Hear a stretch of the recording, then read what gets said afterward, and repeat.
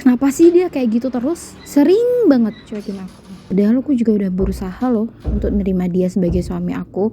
Ya even aku gak sepenuhnya cinta sama dia. Ya at least ajaklah ngobrol. Malah sibuk mabar.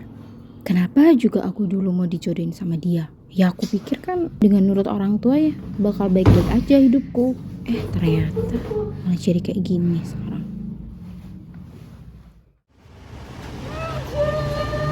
Lama gak ketemu loh. Iya, aku iya.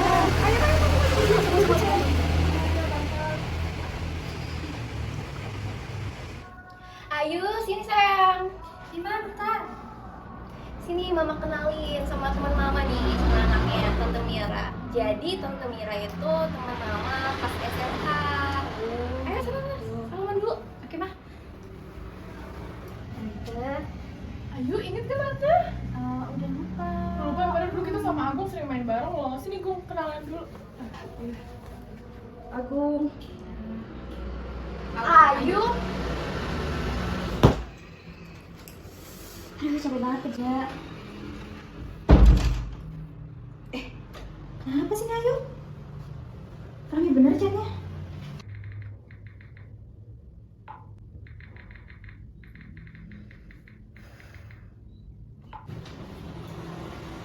Aduh, kenapa lagi sih ini dia sama Agung? Kayak dia perlu ke konselor sih.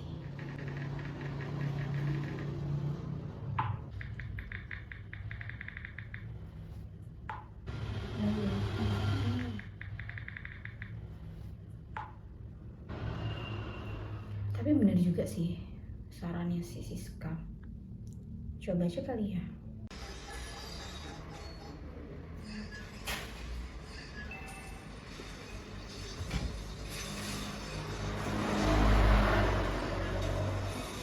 Aku mau ke konselor pernikahan deh kayaknya mas. Bentar. Aku tiba-tiba mutusin gitu sih. Ini kenapa, ada apa? Ya, aku kayak ngerasa kita udah 5 bulan nikah, tapi kayak kita nggak saling kenal. Kita saling kenal mana? Ya kita kayak berjarak gitu loh mas, ngerasa nggak sih? Masa kamu aja kali. Enggak, aku belum ngerasa kayak kita nggak ada chemistry gitu loh. Kayak Kamu masa baik-baik aja. kamu tuh cuek, kamu nggak peka. Ya terus kamu. Ya udah, aku nggak tahu deh. Aku nggak sebaik-baik aja kok buat kita. Ya karena kamu tuh cuek, kamu kayak nggak peduli kan sama hubungan kita, jadi kamu merasa baik-baik aja. Kok kamu nuduh yang Ya emang kayak gitu kok mas, nyatanya. Aku udah nggak sanggup banget nih kalau harus kayak gini terus. itu serah kamu aja. Serah kamu aja. Yaudah terus gimana, mau nggak? Ya udah ya, serah kamu aja. Oke. Selamat pagi Bapak, Ibu. Gimana kabarnya Pak, Bu hari ini? Sebenarnya sih agak kurang baik ya mbak, jujurnya sih kita lagi ada problem. Ya, mungkin dari Bapak atau Ibu ada yang mau diceritakan terlebih dahulu. Dulu ya. Jadi gini bu, kan kami kan udah 5 bulan nikah. Memang sih saya akuin, saya sadar kalau kami tuh nikah karena paksaan dari orang tua gitu. Dan tujuan kami menikah juga untuk membahagiakan mereka. Cuman saya ngerasa akhir-akhir ini tuh kok nggak cocok gitu loh mbak sama suami saya gitu. Saya ngerasa dia cuek, nggak peka, jawab seadanya, terus sering main game sendiri. Maksudnya dia tuh kayak nganggap saya nggak ada gitu loh. Jujur saya udah capek, maksudnya saya udah nggak tahan gitu loh mbak dengan perilaku dia yang kayak gitu.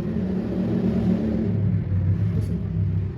Gitu ya. Jadi saya mengerti apa yang dirasakan oleh Ibu Ayu dan saya juga terima kasih sekali Ibu Ayu sudah mau terbuka dan meluapkan isi hatinya seperti itu.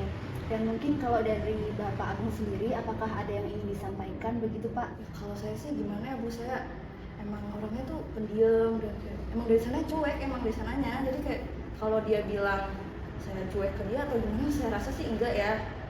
Terus juga masalah main game tuh kayak saya tuh udah kerja dari pagi Bu, itu pagi kalau pagi-pagi tuh macet, jadi saya harus dari subuh udah pergi. Jadi kalau pulang tuh saya ya mau main game lah, mau gimana ya, refreshing gitu. Terus juga dia kadang ngajak ngobrolnya tuh saat saya main game itu kan saya kadang Bu ada kesel juga. Terus masalah dia kayak saya nggak bantu apa sih, saya bantu Bu, saya cuci piring, nyapu, ngepel juga, tapi emang nggak tiap hari aja karena kadang saya lembur juga Bu, gitu sih. Jadi gimana ya, saya juga nggak ngerti sih. Jadi kalau saya lihat ini sebenarnya ada kesalahpahaman begitu antara bapak dan juga ibu, dan sebenarnya hal itu wajar-wajar saja terjadi begitu, terutama seperti pasangan bapak dan ibu ini yang masih baru menikah seperti itu ya, karena memang penyesuaian itu membutuhkan proses yang panjang, nggak bisa langsung tiba-tiba cocok, tiba-tiba sesuai, itu nggak bisa gitu.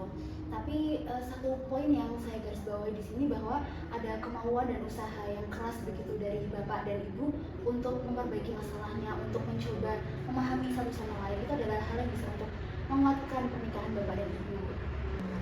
Bisa Bu, kalau masalah sayang atau enggak sama dia sih sebenarnya saya sayang banget Bu, sayang banget.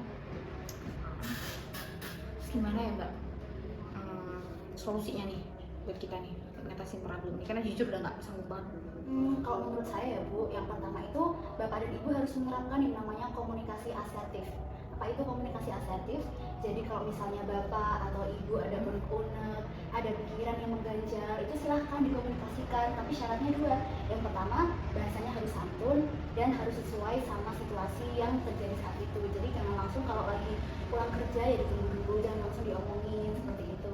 Selanjutnya untuk pembagian pekerjaan rumah tangga juga harus diperjelas siapa yang mengerjakan pekerjaan rumah, siapa yang bekerja, supaya tidak ada yang merasa saling terbebani satu sama lain gitu.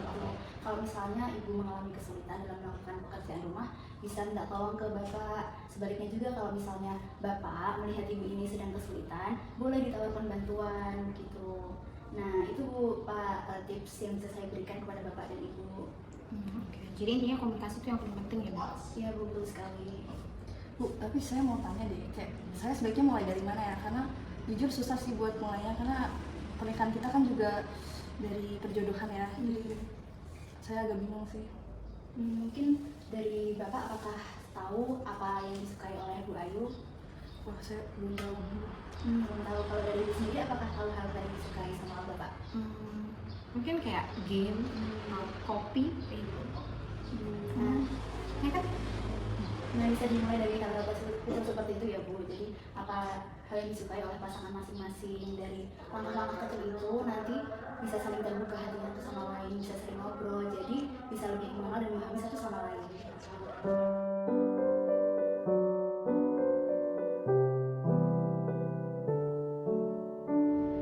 Dari tayangan video tadi, kita bisa belajar untuk tidak menunggu masalah rumah tangga menjadi besar dan berlarut-larut untuk datang ke konselor pernikahan.